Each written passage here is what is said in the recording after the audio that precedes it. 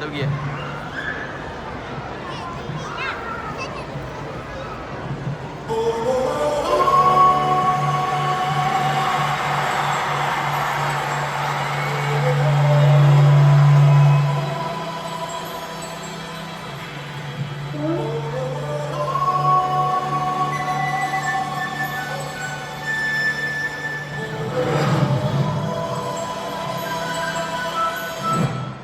Masya Allah, persembahan tadi sangat menceriakan jiwa dan sangat jaga mana. Hebat sungguh anak-anak didikan guru Al-Amin ni. Betul tu kakak. Kita juga ada persembahan yang seterusnya. Abang Iqbal. Abang Iqbal. Maaf. Saya dah bawa pulang dari persembahan tadi. Abang Iqbal, itu darah kacil lah. Sorry lah, saya dah terlupa dari si saya. Baik, habis sekalian. Persembahan seharusnya ini sangat dekat dari kita, iaitu kepenatan diri dalam menuntut ilmu.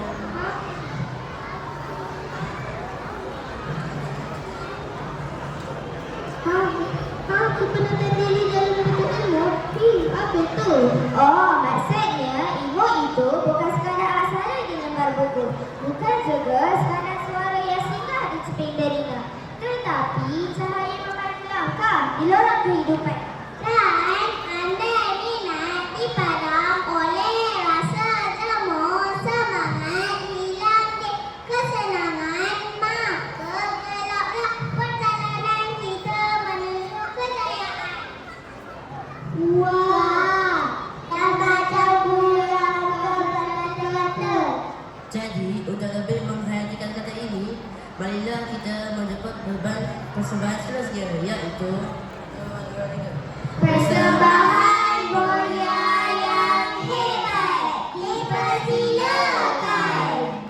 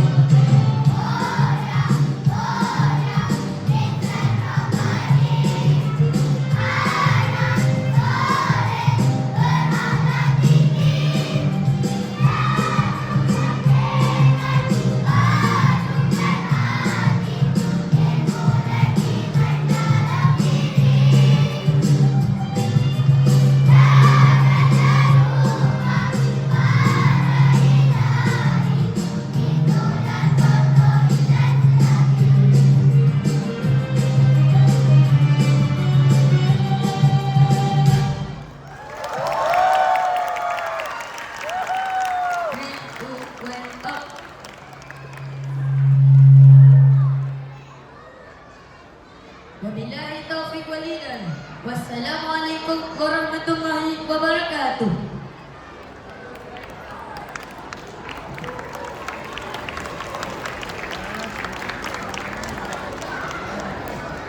Dan begitulah tadi persembahan kita, yaitu persembahan Borea. Ayo sama-sama kita berikan tepukan yang gemuruh. Ewah-ewah, ke kiri-kiri, ke kanan-kanan. Afifah, jangan jangan berlari kat sini. Okey, dan begitulah tadi persembahan yang penuh ceria dipersembahkan oleh kumpulan Borea. Persembahan yang sangat menghiburkan dengan aksi yang penuh gaya. Okey, persembahan Borea tadi di bawah bimbingan Mu'allimah Fatin, Mu'allim Soleh dan Mu'allimah Ashira. Hadirin dan hadirat sekalian, kita teruskan lagi majlis dengan penyampaian hadiah. Dengan ini dipersilakan yang berbahagia Datin Wan Nur Siah binti Wan Abdullah dengan diiringi oleh Mu'allim